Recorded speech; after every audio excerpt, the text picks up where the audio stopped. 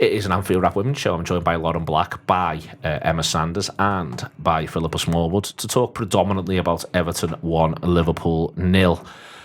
Phillipa, I want to start in the obvious place. The game is enormously defined by the referee's decision for the penalty. Now, we're going to talk around that. That's partially because of the way Liverpool approach the game, the way Liverpool play in the game. Gemma Bonner says, talks about it and says there's a lot of things within the game that we can do better. I'll get onto those comments. But it is about as bad a decision as you will ever see. Yeah, I mean, I sent you a picture of where I was sat, and the fact I couldn't actually see that corner of the box, but I knew it was outside of the box straight away.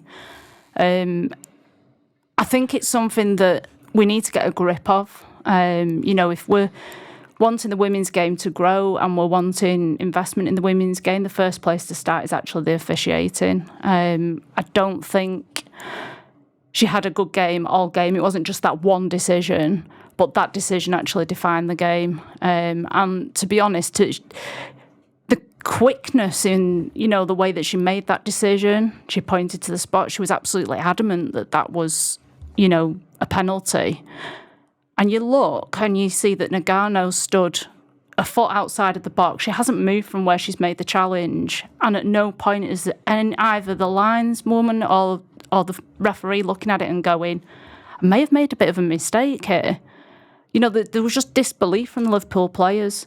And you're told all the time you've got to respect officials and one thing and another. And I thought, Liverpool did respect the officials in that moment. They knew she'd made an absolute howler. And it was the most... I mean, I wasn't that calm, and I was sat in the stand, but the players were calm about it. They tried to just accept the decision, but part of me was just like, you need to be a bit more vocal about it. I think if they'd have been a bit more vocal, it may have made them question what decision they'd made there. It was just really disappointing that for it to all kind of revolve around that one decision, and I think it just helped Everton to basically stick to their game plan. What it does is it creates a circumstance where in the second half Everton play the whole of the second half and don't have a shot, and everyone in the crowd's happy about that. They're beating Liverpool by a goal to nil. It's perfectly reasonable that becomes their approach. They also are desperate for a win, Everton, let's be clear, in terms of how their season had started. But it really becomes, Lauren, it therefore just becomes entirely game defining. This isn't, I gave a throw and it wasn't a throw. It isn't, it isn't even a difference between no card, yellow card, red card, whichever way you want to go. It just genuinely becomes the game's completely defining moment. And it's very difficult to walk back from that. I don't like talking about referees when we do this stuff. It feels like it has to happen more often these days. But I don't really want to. And yet, I think part of maybe why Liverpool women were so calm is because they see so much bad officiating on a regular basis. Yeah, that's probably true. I think we were talking before the show that maybe not this season that there's been maybe a bad decision as that in terms of going against Liverpool, but I think just overall, general officiating in the women's match is just is terrible. I'm not quite sure where they go from here in terms of getting it any better. But yeah, I think that obviously the final moment of the game, right before half time, any goal conceded before half time is not good. So again, the players are going in at half-time probably fuming, like we all were, to then come out second half to have to play basically 11 players behind the ball.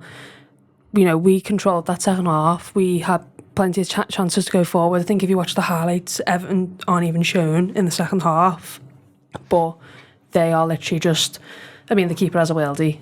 Half the saves, Gemma Bonner should have scored twice, I think, and then Everton are just backs to the wall, clear everything, rose-ed everything, and it just makes it a lot more difficult for Liverpool just to even get anything on that in that game.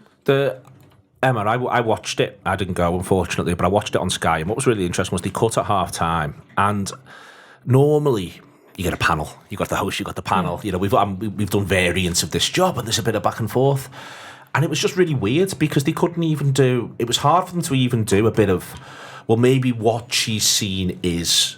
sometimes you get a bit of that. They tried to do a little bit of maybe Nagano shouldn't dangle a leg out there. There was just no debate. But there's just no debate. You can't get to any debate. And I think that, first and foremost, it's a walking argument for VAR in the women's game, but it also was just genuinely a walking argument for VAR full stop.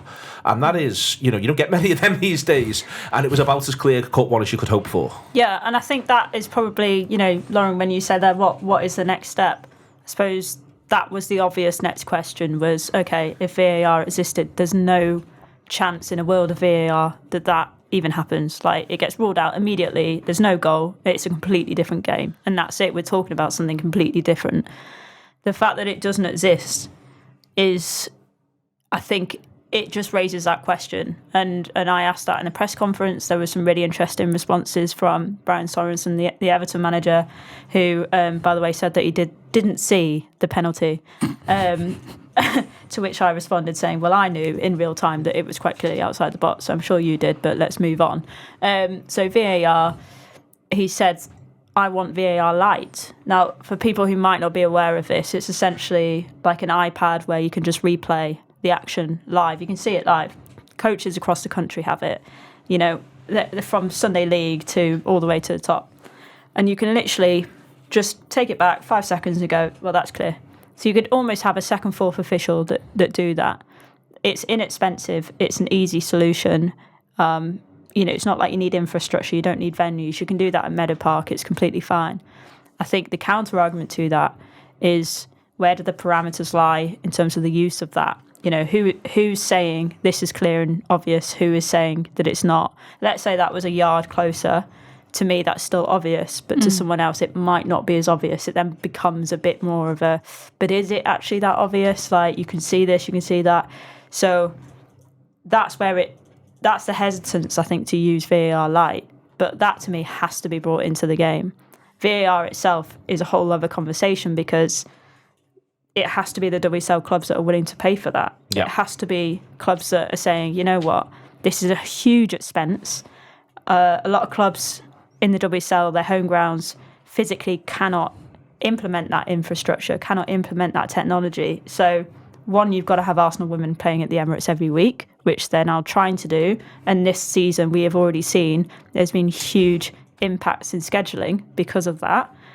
When they play at the Emirates in Champions League, for example, they've got VAR, they've got goal line technology.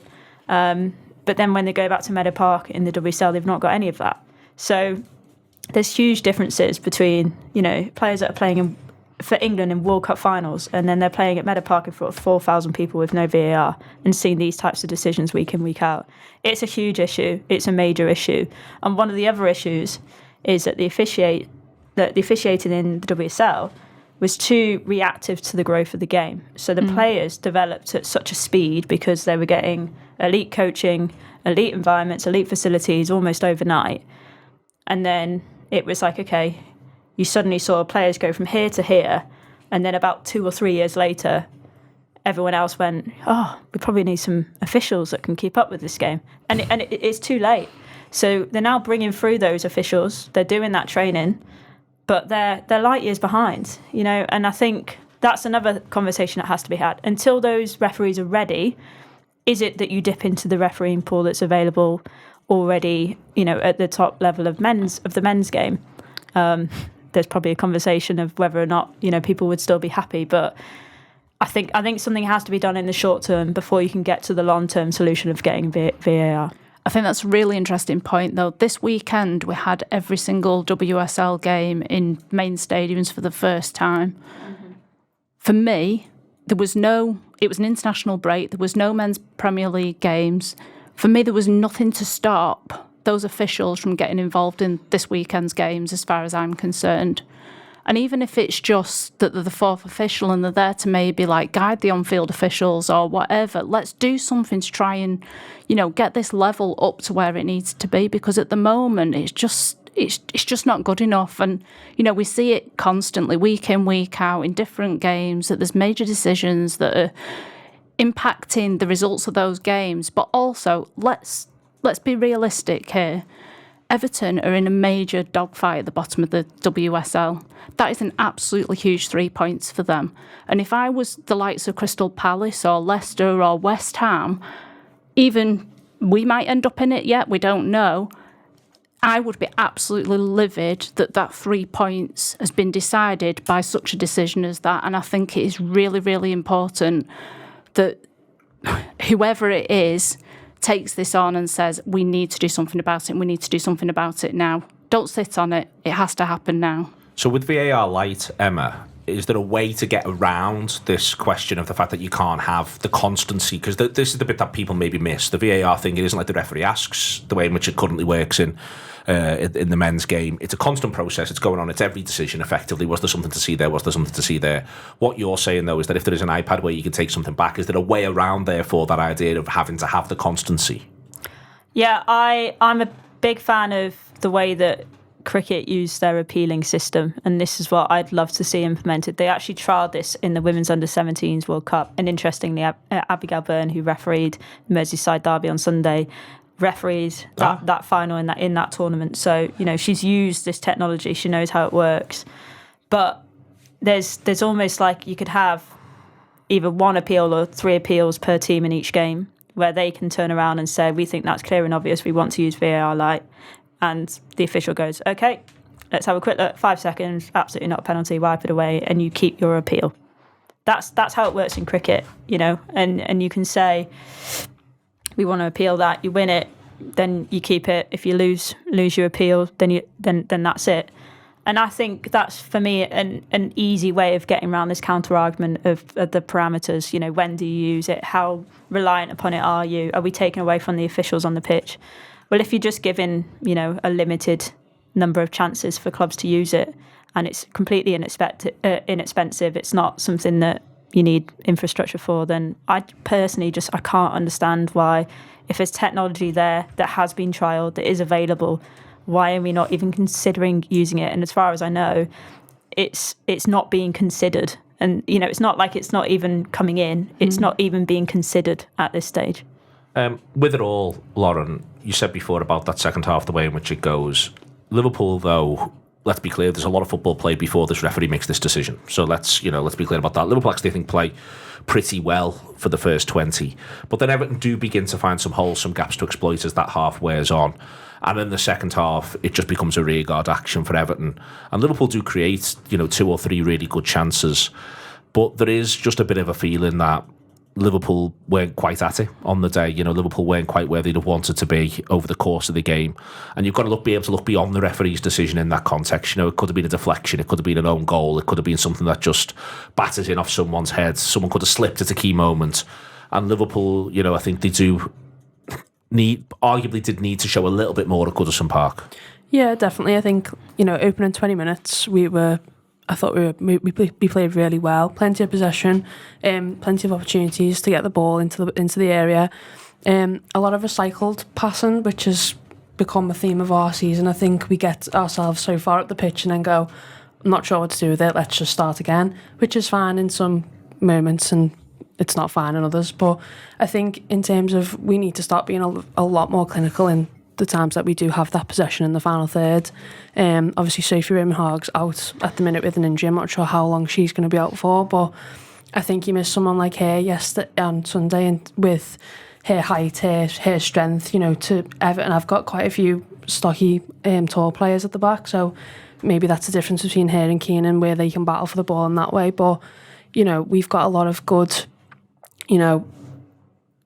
in tight areas, the players can make something happen, and we could have used that a lot more to our advantage on Sunday, I thought, especially in some of the areas that we got into. But yeah, I think in terms of Liverpool just actually getting some goals is a bit worrying at the minute, because we're not getting many of them, and there's, like I said, it's not like we're not creating chances, but we're not doing enough with them.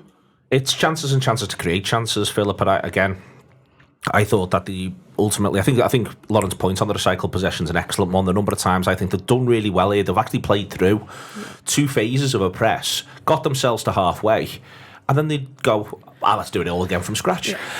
People like that was frustrating to watch. That was more of a first half problem, because second half Everton's press just sort of diminished. But then there were centre midfielders, I thought, getting pulled into odd areas. It was just as I say, in the end, Everton's goalkeeper was player of the match, deserves the award, but it still felt like a hugely incomplete performance from Liverpool. feel like this is a squad and a team that's been built around getting the ball to Sophie Roman-Hogg, picking up scraps, set pieces, I think is a massive part of our game. And unfortunately, I think we've managed to get ourselves in a situation now where she's out injured. I don't think we'll see her before next year. Nope. And it's like we're lacking ideas. We don't know what to do now because that is what our game's been built around. The players that played yesterday and the players that we've got available now aren't geared up for that. That's not their strengths. It's all right having somebody like Sophie Roman-Hogg up there who can get on.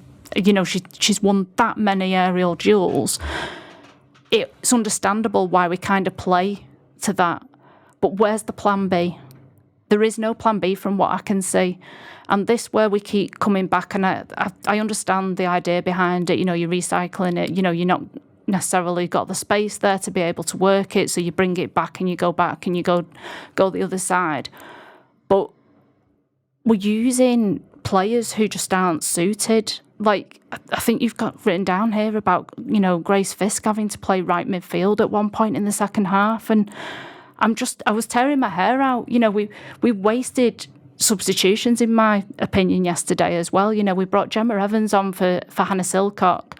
Now, I know Hannah's not got a lot of experience, she's not played that much. But why are we making that change? We're chasing a goal. Like, why are we taking a defender off and bringing another defender on? We're taking off Leanne Kiernan, who I thought was probably our brightest spark yesterday. I thought she played ever so well. Yeah, she works her socks off as well. If you're going to get a little bit of a scrap in the box, she's probably one of the only players that you want on the end of that. And we've taken her off to bring on Enderby, which I don't mind bringing Enderby on, but we're chasing a goal. Take a risk. I'd rather us have lost 2-0 than to basically just go down like so tamely to a 1-0 defeat. And this is the frustration for me. I feel like we talk about we created 2 or 3 chances, but for me there was nothing where I would go apart from the Nagano chance where I would go. That was a clear chance that we really should have been burying. It's all half chances, if you can even call it that. For me, the 2 best shots we had yesterday was the Leanne Kiernan one in the first half from like 35 yards or whatever it was. And then we had the one from Olivia Smith from the edge of the box. And for me, they were our 2 best strikes at goal. And it's so frustrating. It's frustrating being in the ground and watching it. They look to me just to be an attacker light, Emma, and they looked to me to be an attacker light from the outset of the game, not just when they were chasing it second half, but that was present there as well. Now, it might just literally be in this instance the attacker in question could well just be Sophie Roman-Hogg. That's what it could just be. Yep. But in general, without, again, sort of talking anyone down, Everton are where they are on the table, Liverpool are where they finished last season, and Liverpool, even after this result, still sits 6th. And it just seems to me to be... It seems to me that they welcome the idea of the game ending up being played on Everton's terms, even in the first half period, by virtue of the fact that constantly I was just thinking, one more runner, one more bit of movement up top, and Everton might not be able to cope. Yeah, I think that's fair. I completely agree with Phillipa in terms of that dependence on Sophie Roman-Hogg, I think is a problem. Teams they've basically figured that out. Without her, I think Liverpool lack a lot in a lot of departments, basically. The entire structure isn't the same. I don't think Leanne Kiernan, for me, is a centre forward. I think she's a winger. I think, personally, you get the best out of Olivia Smith when you're getting her running at defenders with space, which they didn't have against Everton. So I think those 3 examples, I think, naturally causes problems then when you're trying to create a goal. And, you've got 2 of your better players, you're probably not getting in the right areas. Again, Leanne, you want getting balls in behind, which you can't do when there's 11 players behind the ball. So it's really difficult to get the best out of the forwards that you do have available. I think the biggest elephant in the room here that we haven't touched on is the squad depth. For me, isn't good enough. It's just not good enough. Yeah. Simply, that's it. That's the difference between the top 4 in the WSL, maybe the top 5 now with Brighton, who invested in the summer, made some excellent signings, have got an excellent squad and are showing that. That's why they're 3rd in the table. Man United will always be there or thereabouts because, again, they've got a bit more depth. And then the top 3 are the top 3. Liverpool had an opportunity in the summer where they finished 4th the season before. They had everything in terms of the facilities now in place. You know, training at Smallwood, you got the ability to attract some really, really good players. And for me, they didn't invest enough. Yes, they broke the record transfer. They brought in Olivia Smith, an attacking player, but they had to lose a couple to bring that player in. There's one wing back in the entire squad, in my opinion. That's Taylor Hines. You've got the best centre back, again, in my opinion, Grace Fisk playing at right back, sometimes right wing back, sometimes right midfield. Well, when she was on the pitch yesterday, where the ball was ended up with her because the way Everton were playing, she was effectively playing right midfield or even right wing. She's playing right midfield or right wing, but you're having a centre back in that position, and then let's say you do all of that work, you get into the space, and this is nothing on Grace Fisk on a personal level, but then it's a centre back putting that cross in. It's not somebody who's a specialist in that position putting in those deliveries. Those deliveries they've got to be good. They've got to be good. You've got to take advantage of that. When you work so hard to get that space and you get into that position, you don't want a centre back to be putting that ball on. You want the centre back in the box or on the edge of the box. So that for me is we could talk to death about the tactics, the formation on the day, the substitutions, but when the squad depth isn't there, this problem's going to be there for the whole season. Just going back to Olivia Smith, I wouldn't swap her for the world. No. But do you think this summer was the wrong time to make that signing, in terms of we probably but we probably spent a lot of our time, effort and money on bringing her into the squad when we maybe could have got a couple of individuals that would have made the squad depth a little bit better to then potentially go and make that signing in January or maybe next summer? I get the question. I think it's a very valid question. I think Liverpool didn't have that luxury. There was clubs in for Olivia Smith, and she would have gone to Brighton probably if Liverpool didn't get her. So I think it was a case of they knew that they were going to have to take a bit of a hit and get her in.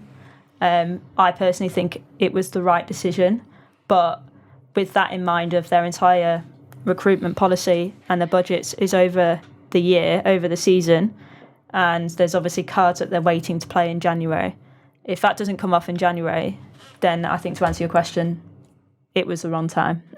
If they pull off what they want to do in January, it was the right time. And I know that's easier said to do in hindsight, but I do think it's 2 windows that you're planning for, isn't it? Not just the one. Go on. Okay, just roll on. Don't worry about me. Just roll on. Okay, post-match, Phillipa, Gemma Bonner says, everyone is gutted, of course. We had the decision go against us. A lot of things within the game we can do better. We know we've got so much quality within the squad, and it's trying to bring that to the forefront, and ultimately finishing the chances is going to help us do that. I think we've been saying that for a few games that we've had this year. We're creating the chances, but it's just not going in for us. We know we've got the quality of goals within the team. We tried to change it up in the second half. I'm sure once we got that goal, the others would come. We did a lot of positive things today. We started well, we got after them. We had a lot of chances, but ultimately at the top level, you've got to put the chances away and make them count. When I'm watching this Liverpool side, and in this instance, she goes on to say that she's frustrated and they're going to work hard in training and make sure the next result's the right result. So often you see in that out of possession setup, the structure's really good for an extended period. The opposition do then adapt around that, but they look at times exceptionally well set up for stretches of the game. But when that therefore is the case, that's when you've got to take advantage. And again, this was to me on the bodies forward point. The number of times when I thought they actually won it back in a good area or were on the front foot in a good area, but then the player in question, and this is when the game was still at 0-0, would then look up and they just didn't have the teammates close enough to them to be able to genuinely hurt Everton. That was frustrating, but they could win it back, I thought, almost at will in that first 20-minute period. I think it was clear that we're the better side. I don't think there's any dispute about that. I think the reason why the fans are frustrated, and I'm particularly frustrated, is, we had an opportunity, I think, after finishing in 4th last season to really kind of stamp our authority on that position and to say, right, we're here and we're here to stay. And it feels like we've kind of conceded that ground a little bit. I'm getting quite frustrated as well with the noises coming out of the club.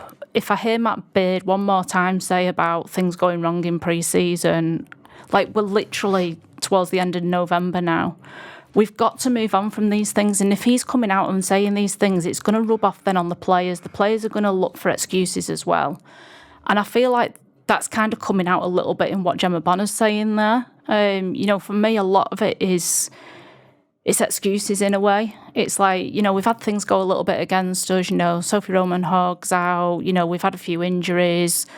We're without this player, without that player. We had this decision go against us. All of that, in actual fact, when you actually look at the two squads that are on the pitch yesterday, the positions that we're in, we should be light years ahead of them in reality.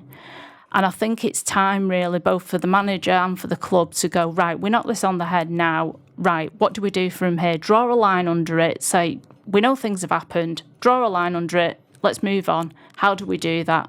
And they need to look forward rather than keep banging on about what's happened in the past, because it's not doing them any favours, in my opinion. In that first half period, Emma, because I think it's difficult to talk about the second half, in part because of the goal, in part because it just becomes this rearguard action from the Blues. But in that first half period, I think there's a little thing where you get to see where it seemed to me, and maybe because I had the advantage of television, but to me, the players, they felt as though Liverpool just, whilst they were on top, they just weren't quite compact enough. Yeah. So you end up with a situation where players have got so much ground to cover and ground to be responsible for all the time, because they're being front-footed, but then everyone's not coming with the front-footedness. And I understand that Everton had a fair bit of pace at centre-forward, so there will have been one eye on that going the other way, because it only then takes one ball.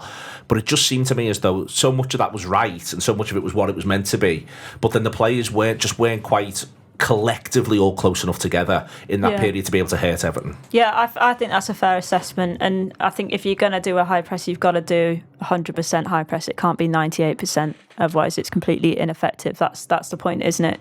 Is that the whole unit has to go together, and I think part of the problem with that is that you've got players. There's a lot of defensive-minded players in the Liverpool team. Beardy likes having those. He likes a back five. He likes players that he knows can be versatile. But I think within that, then you're always having players who are maybe thinking more cautiously than risk, if that makes sense. Like, you've not got Olivia Smith is a player who every time she gets the ball goes, how do we score from this?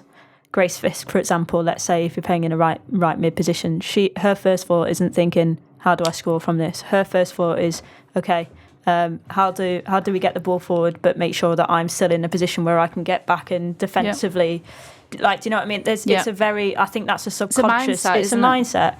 And I don't want to assume that players are thinking this, but if I was a centre back playing in that position, that's exactly my thought process. So if we're lining up in a high press, and I see I've got Fuka Nagano, I've got Olivia Smith, I've got Leanne Kernan, I'm going, okay, well, I might just drop off 5 yards because I know that Kernan's got the pace to do this, and et cetera, et cetera. And I do think that makes a big difference. I also thought the standard of passing from the midfielders today was a little bit disappointing.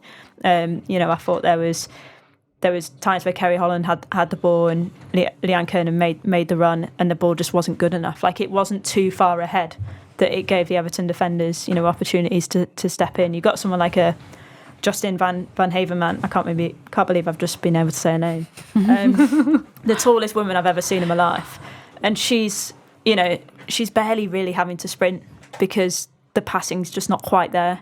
And there's days where that will happen. But I think if that's not working, if you're not playing the right passes, if you're not getting the right people in the right positions, then you've got to adapt how you play. So whether that's you drop deep and you get rid of the high press and you look to do the long ball, you go direct, which Liverpool did so well last season, by the way. Let's not forget. To your point earlier, Phillipa, when you said when the plan A isn't working, where's the plan B? Last season, that's why Liverpool were winning games. That's why they finished fourth, was because in a game they could go plan A, plan B, like that.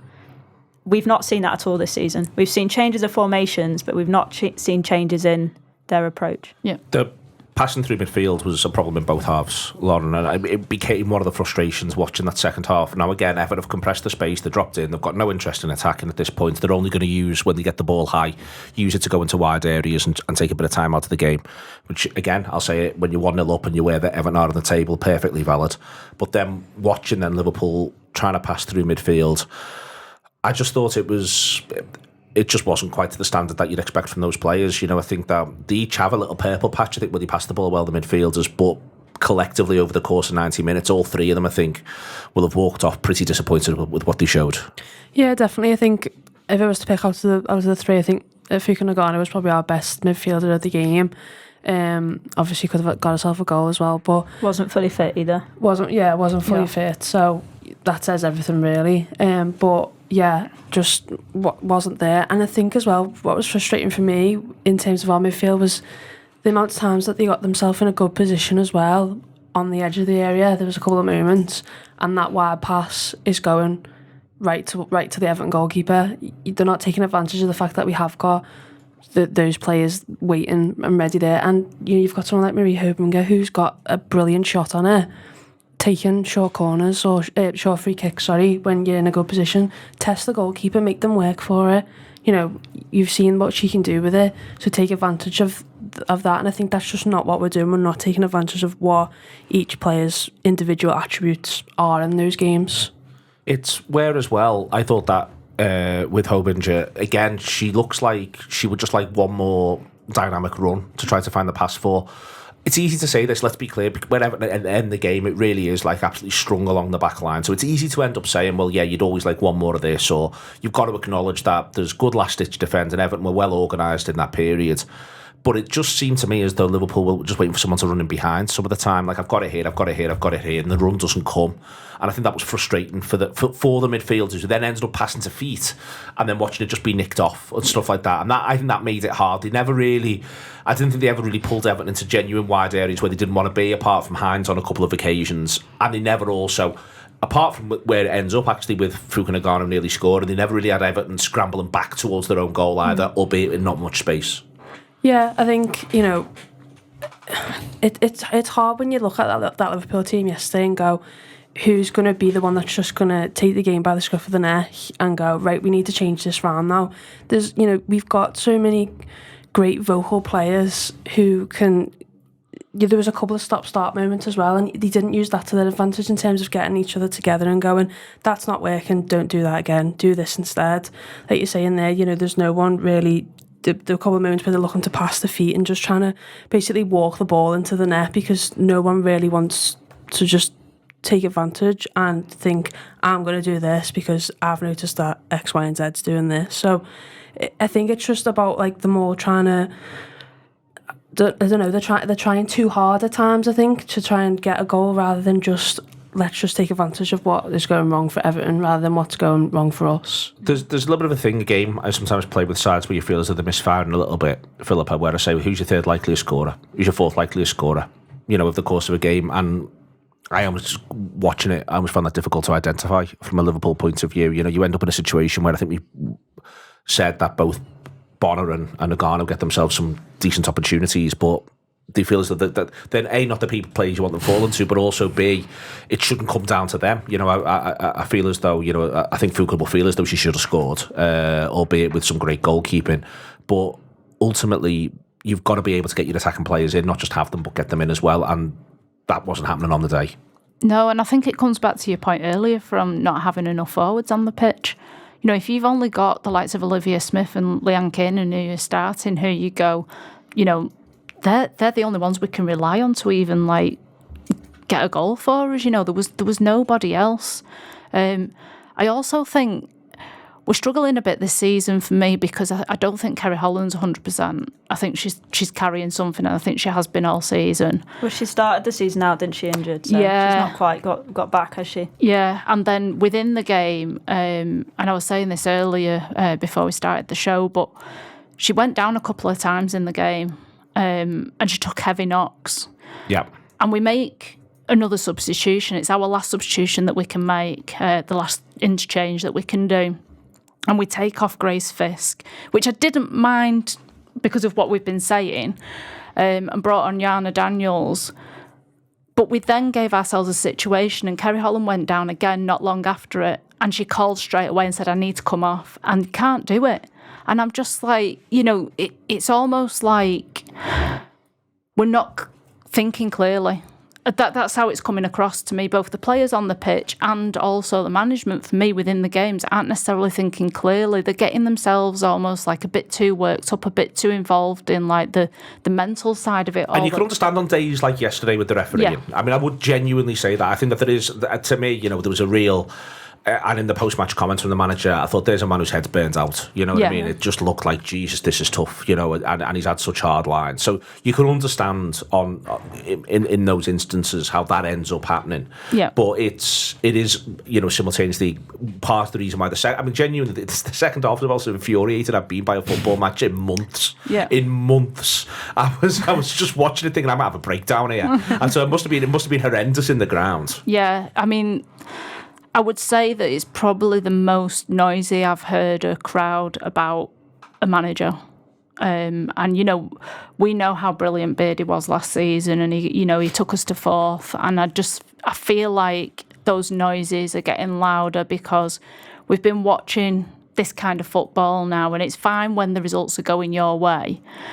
But when you're watching that kind of football and the results aren't going your way and you're seeing that the team's kind of being left behind again, that's when the noises are going to start. And I think if they don't turn it around soon, those noises are only going to get louder. And I think Beardy knows that. I think that's why he's probably getting so frustrated and annoyed himself. And it's not helped by literally the referee being exactly. that bad. I mean, and this is where I've got sympathy, and ultimately, you know, we're being quite critical here, Emma, but it does circle the conversation back to the refereeing because you know, and I completely agree with Phillipa's point. You've got to sometimes, you know, you can't just constantly have hard luck stories, but there's differences between, you know, we could have created better chances / we could have finished them better versus quite literally that refereeing decision. You know, if you are a manager there, it's tough enough. The recent record in derbies is really poor. The game's actually follows a bit of a similar pattern to a couple of ones where Liverpool have started really, really well, not got the goal that they deserve, and then Everton have got something that feels either from a set piece or a bit fortunate, so I'm sure that was in his mind as well, and then they can't quite turn it round.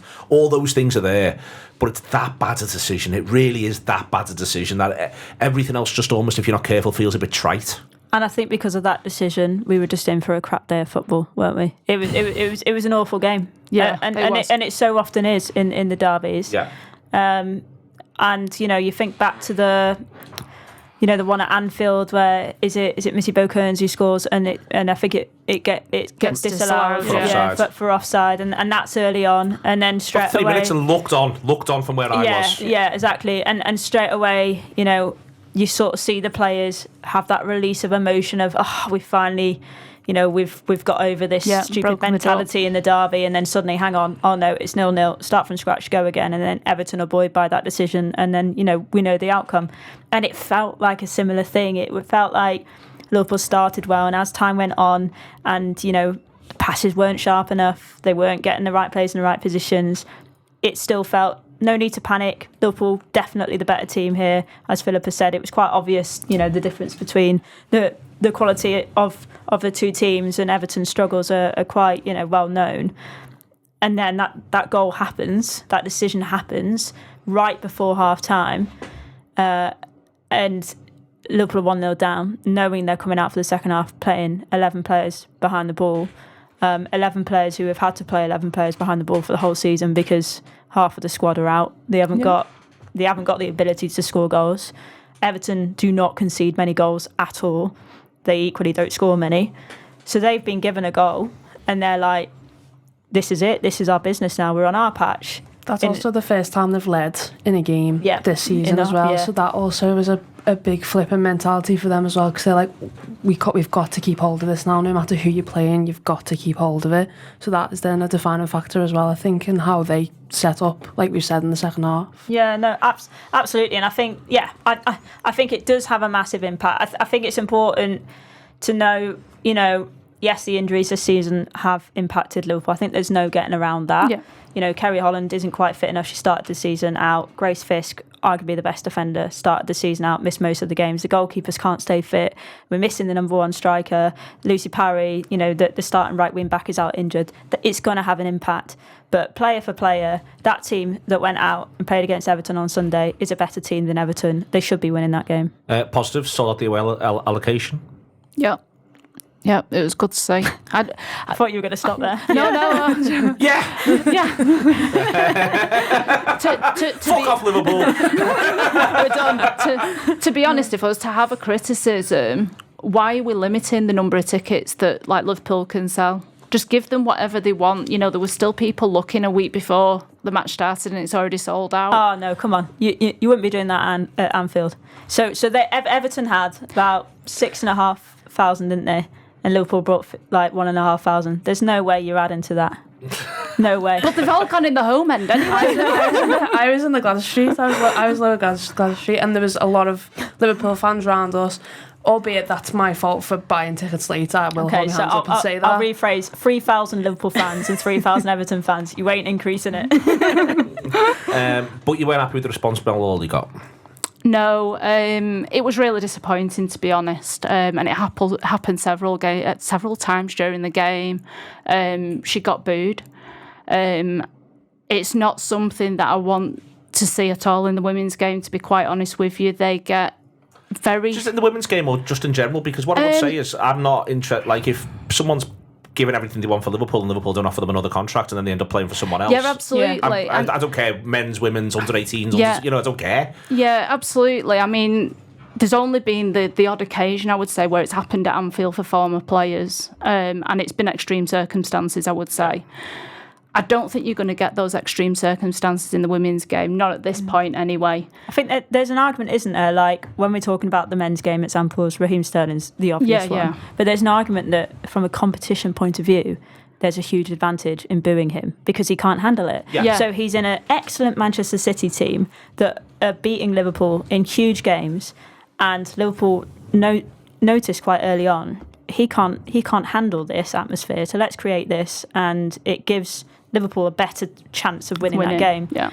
I think when you then apply that to someone like a Mel Lawley, for example, and this is no disrespect to Mel Lawley, I think that's a different scenario. She's not going to go and single-handedly win that game for Everton, and I think that's where I just didn't see the point. I think it's an interesting conversation. But also Sterling forces a move to leave Liverpool. Yeah, you see what I mean? It's not like Liverpool actively sought to sell him, or he was running out of a contract and Liverpool chose not to give him another contract and then he rocked up there. Yeah. In fact, a better comparison in a way could well be someone like Milner, who's booed by the Manchester City supporters, but he was under contract for Manchester City and they could have given him an extension at any point. And it's always seemed a little bit odd to me, Lauren.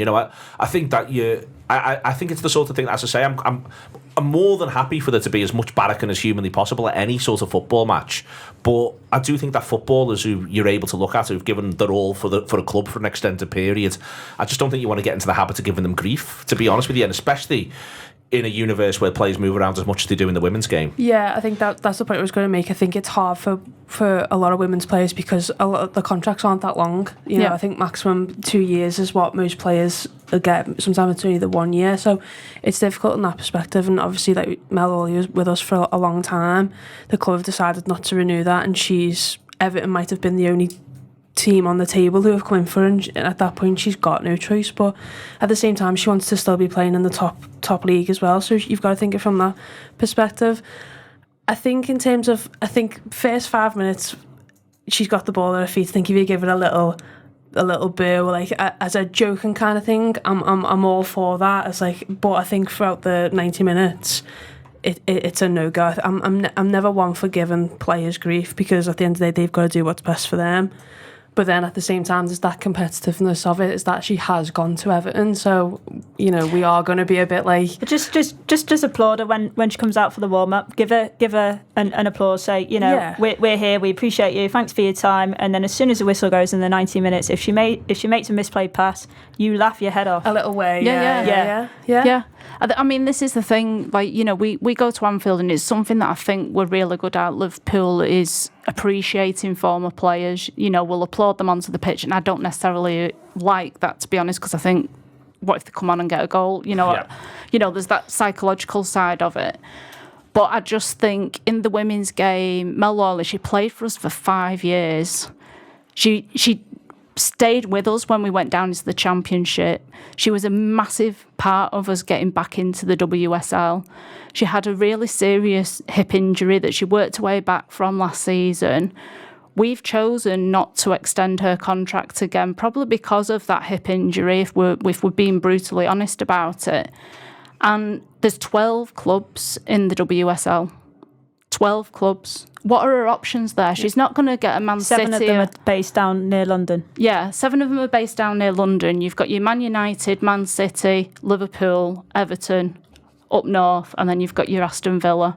What are our Leicester. options there? Yeah. It's also worth pointing out as well in the women's game, it's obviously a lot harder just to move house. Exactly. The money's not the same. But that's why I bring up the clubs down south. Yeah. You've either got to literally move your entire family and buy a house, whatever, in a completely new county at the other side of the country for half of the clubs, or you stay up north and then there's 4 or 5 clubs that you can play for. And there's also genuinely in this will sound because people are so used to football conversations. Also, your money doesn't go as far. Yeah. You know, in that sort of regard, it's worth remembering that as well. Okay. I was going to do the general sort of picture, but I think we've covered it as we've gone. So thank you very much indeed to Phillipa, to Emma and Lauren, Andy for producing and Sam for doing the images.